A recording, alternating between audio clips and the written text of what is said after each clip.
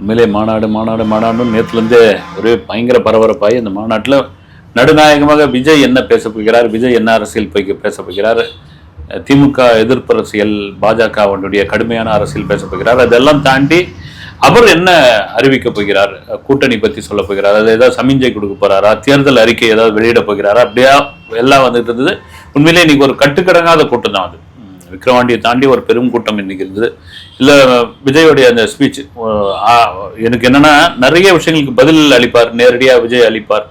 நேரடியான்னா இப்போ ஒரு சூசகமான ஒரு பேச்சா தான் எனக்கு தோணுச்சு. அது ஆரம்பிச்சது எப்படின்னா, விஜய் கடந்த மாநாட்டில இருந்து விக்கிரவாண்டி மாநாட்டில இருந்து இப்போ வரைக்கும் 9 மாதம் ஆயிடுச்சு. இந்த 9 மாதத்துல எத்தனை முறை விஜய் வந்து வெளியே வந்தாரு, எத்தனை முறை அரசியல் பேசினாரு அப்படின்ற ஒரு விஷயம்.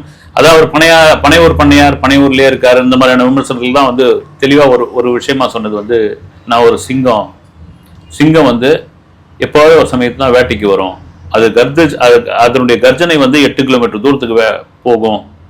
ஒட்டுமொத்தமா நான் ஒரு சிங்கம் இறந்து போனதை சிங்கம் வேட்டையாடாது, அது கூட தொடக்கூடாது, அழுகுந்த உயிரோடு இருக்கிறதா வேட்டையாடும், அதுக்கு ஒரு பவுண்டரி வச்சுக்க, அந்த பவுண்டரிக்குள்ள யாரையும் உள்ள விடாதுன்னு தான் ஒரு சிங்கம் அப்படின்னு தான் நிரூபிச்சிருக்காரு, வந்து பேசியிருக்காரு. வந்து அதை நான் அப்படிதான் இருப்பேன் நானு, நீங்க என்ன விமர்சனம் சொன்னாலும் சரி, இந்த விமர்சனத்துக்கான ஒரு பதிலா தான் அதை ஒட்டுமொத்தமா எல்லாரும் பாக்குறாங்க.